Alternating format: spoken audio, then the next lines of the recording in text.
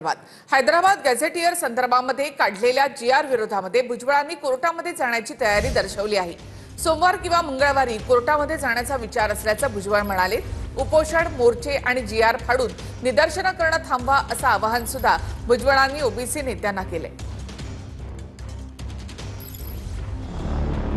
Hyderabad गॅझेटचा GR जरांगेंना दिल्यानंतर मंत्री छगन भुजबळ नाराज झाल्याच्या चर्चा आहेत। त्यामुळे मंत्री छगन भुजबळांनी मंत्रिमंडळ बैठकीवर बहिष्कार घातला। कोणत्याही जातीला दुसऱ्या जातीत टाकण्याचा अधिकार सरकारला नसल्याचं यावेळी भुजबळ म्हणाले।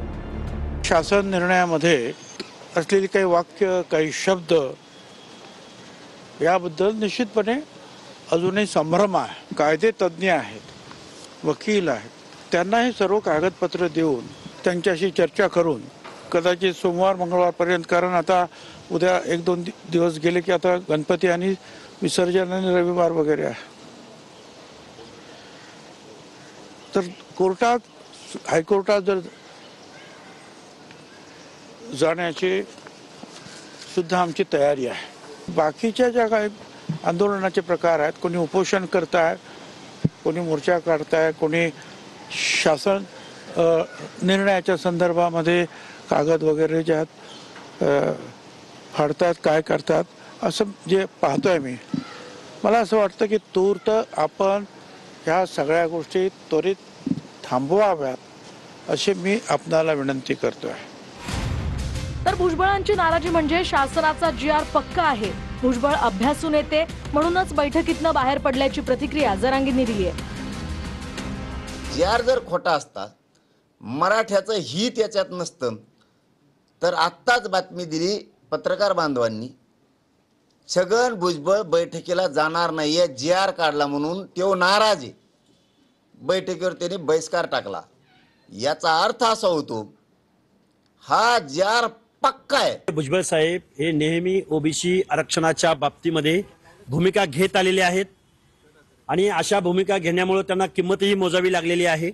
मी भुजबळ साहेबांचं या लढाऊ वृत्तीचं मी खरं तर दाद देईन त्यांच्या याला।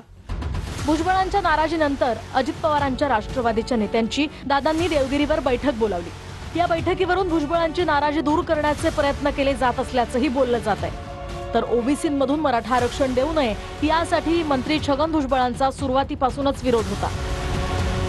त्यामध्येच सरकारनं कुणबींसंदर्भात थेट जीआर काढलाय। सरकारनं दिलेल्या जीआरच्या विरोधात अनेक जण कोर्टात जाणार असल्याचंही बोललं जात आहे। दरम्यान ओबीसींच्या आरक्षणाला धक्का नाही, त्यामुळे गैरसमज नको असं विखे पाटीलही म्हणाले। जी मागे सरकारची भूमिका त्यांनी आजही सांगितलं पाहिजे की कुठेही ओबीसीच्या आरक्षणाला यामुळे धक्का लागणार नाही, आणि त्यामुळे विनाकारण त्यासाठी गैरसमज करून घेण्यापेक्षा मला वाटतं जे वास्तव आहे ते आपण स्वीकारलं पाहिजे। पूर्ण मंत्रिमंडळाला विश्वासात घेऊनच हा निर्णय घेण्यात आलेला आहे, सगळ्यांनाच सोबत घेऊन हा निर्णय घेण्यात आलेला आहे। महाराष्ट्राचे मंत्री श्री छगन भुजबळ साहेब फुले शाहू आंबेडकरी विचाराचे ते भाष्यकार आहेत। त्यांनी आपल्या माध्यमातून समजतंय की आजच्या मंत्रिमंडळ बैठकीतून सभात्याग केलेला आहे किंवा आजच्या मंत्रिमंडळ बैठकीत ते असणार नाही। मी सन्माननीय भुजबळ साहेबांचं स्वागत करतो, मी सन्माननीय भुजबळ साहेबांचं अभिनंदन करतो। भुजबळांनी आज कॅबिनेटवरती बहिष्कार टाकला, निघून गेले ते, याच्यावरती काही चर्चा झाली का? भुजबळ साहेब हे मंत्रिमंडळातील ज्येष्ठ आमचे सहकारी आहेत, ते मंत्रिमंडळ बैठकीला का नव्हते याची मला अजिबात कल्पना नाही। त्यांच्याशी चर्चा करून मी नक्की तुम्हाला सांगेन। मला कल्पना आहे आज, कारण भुजबळ साहेब आज मंत्रिमंडळाच्या बैठकीला होते की नाही, पण मी आज थेट पुण्यावरून या ठिकाणी आलो। एक भूमिका वारंवार स्पष्ट राहिली राष्ट्रवादी काँग्रेस पक्षाची सुद्धा की मराठा समाजाला आरक्षण मिळालं पाहिजे, परंतु ओबीसीच्या आरक्षणाला धक्का न लागता ओबीसीच्या आरक्षणावरती काय परिणाम होणार आहे याचा संदर्भातला ते अभ्यास जरूर करत असतील। शेवटी 1-2 दिवस याच्यातली स्पष्टता आली, मग त्याच्यावरती भाष्य करणं अधिक उचित होईल। नाही, माझ्या मते तरी मिळालं नाही, त्यांच्या मते काय मिळालं त्याच्यावर मी भाष्य करू शकत नाही, पण मी जो अभ्यास केला त्याच्यानुसार नवीन काही या शासन निर्णयामध्ये दिलेलं नाही, आणि त्याच्यामुळे आमच्या ओबीसी समाजाचं कुठेही नुकसान झालेलं नाही। नाही तर आमच्या 14 मागण्या आहेत, 14 मागण्या, उर्वरित मागण्यांवर सरकारसोबत चर्चा करून त्याबाबत सरकार जो आम्हाला निर्णय देईल तो, त्यामुळे त्या निर्णयाने जर आम्ही समाधानी झालो तर आम्ही आमचं आंदोलन सुद्धा मागे घेऊ। जो निर्णय आम्ही घेतलाय तो कायद्याच्या चौकटीत बसवून घेतलेला आहे, कायदेशीर आणि नियमाला धरून घेतलेला आहे. GR मध्ये देखील त्याचा उल्लेख स्पष्टपणे केलेला आहे. त्याची अंमलबजावणी करण्यामध्ये कुठलीही अडचण येणार नाही. कुणबी प्रमाणपत्र मराठा समाजाला मिळतील आणि ही करत असताना ओबीसी समाजाचं कुठलंही नुकसान होऊ नये ही भूमिका देखील सुरुवातीपासून सरकारची होती, ती आहे. हैदराबाद गॅझेटच्या GRवर योगेश केदार, असीम सरोदे आणि विनोद पाटलांनी शंका उपस्थित केली. जरांगेंच्या लोकांना मेसेज पाठवेपर्यंत उपोषण गुंडाळलं गेलं असा आरोप वकील असीम सरोदेंनी केला. बाळासाहेब सराटे यांनी सुद्धा सरकारच्या GRवर शंका उपस्थित केली आहे.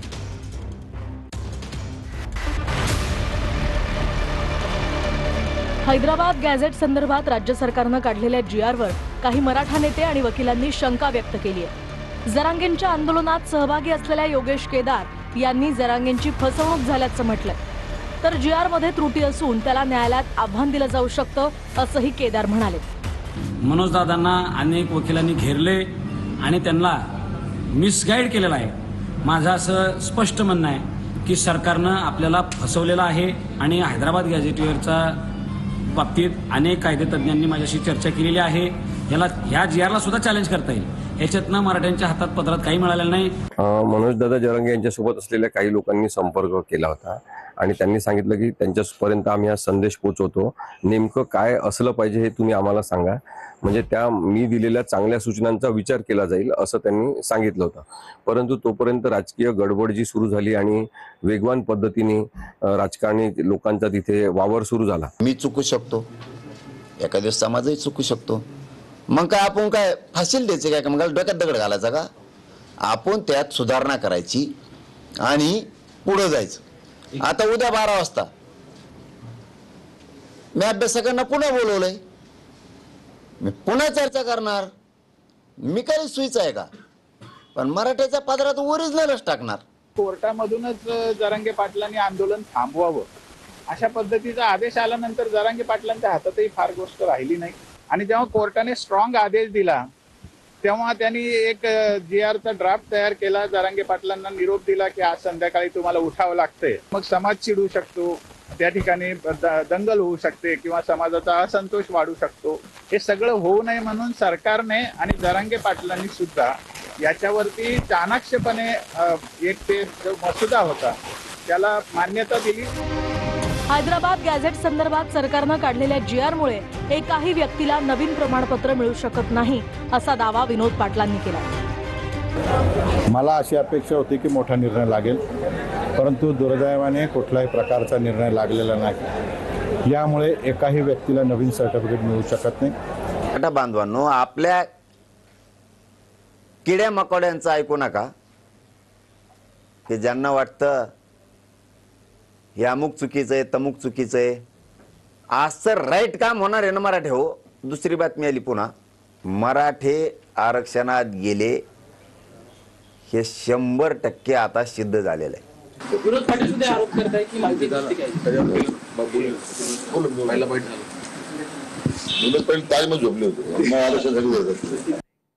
काल राज्य सरकारनं काढलेल्या मराठा आरक्षणाच्या GRवरून ओबीसी नेते आक्रमक झाले.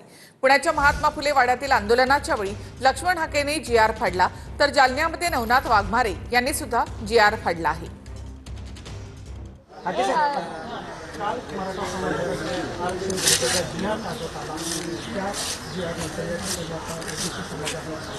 निषेध असो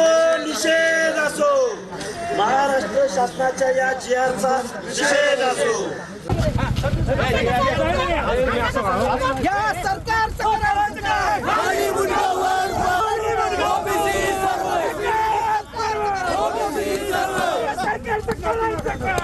मला खरं म्हणजे आता मी मागे लक्ष्मण हाकेंना सल्ला दिलेला आहे की तुम्ही अन्य लोकांच्या आरक्षणामध्ये का लुडबुड करता, तुमच्या राजकीय पोळ्या का भाजून घेता तुम्ही या आरक्षणाच्या मुद्द्यावर.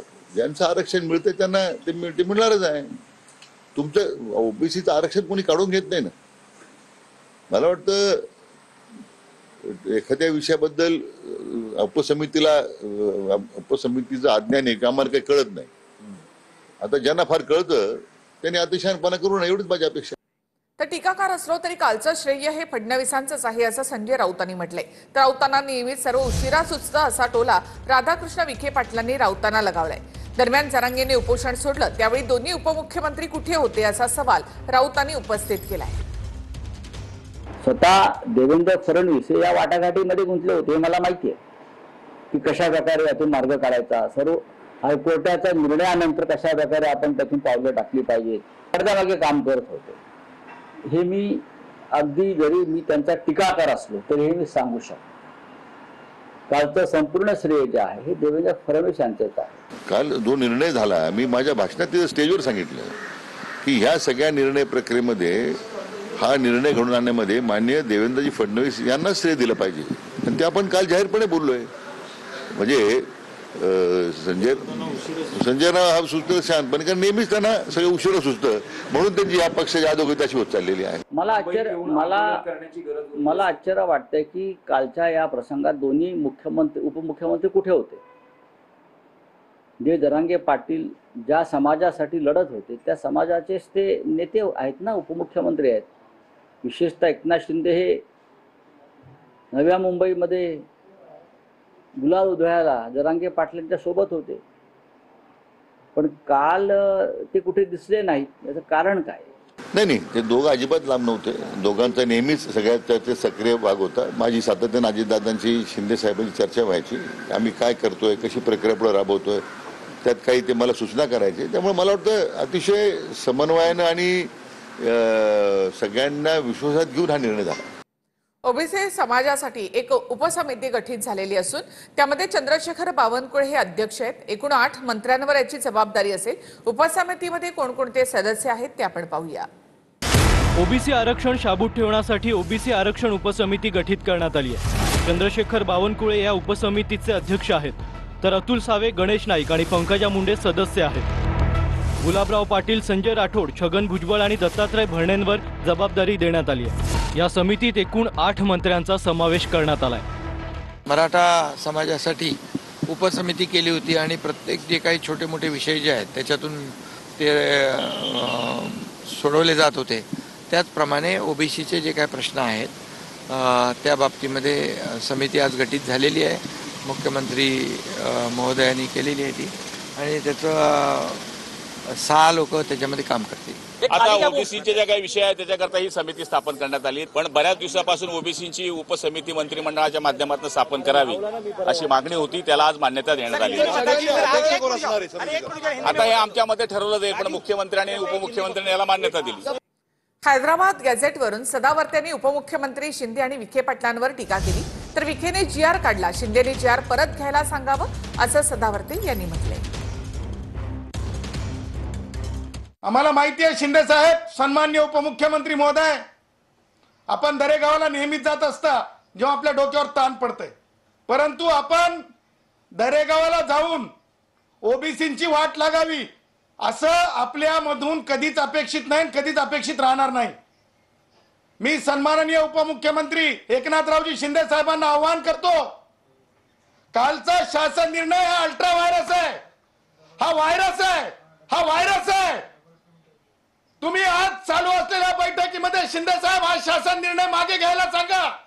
मंत्रिमंडळातील मंत्री श्री राधाकृष्ण विखे पाटील आणि त्यांच्या सोबतच्या सवंगड्यांनी ज्या प्रकारे संविधानाला फ्रॉड होईल, संविधानाला फ्रॉड होईल, संविधानाचा फ्रॉड होईल अशा प्रकारचा एक शासन निर्णय काढण्याचं जे धाडस दाखवलं, तो धाडस म्हणजे फ्रॉड विथ द कॉन्स्टिट्यूशन आहे, फ्रॉड विथ द कॉन्स्टिट्यूशन आहे, फ्रॉड विथ द कॉन्स्टिट्यूशन आहे.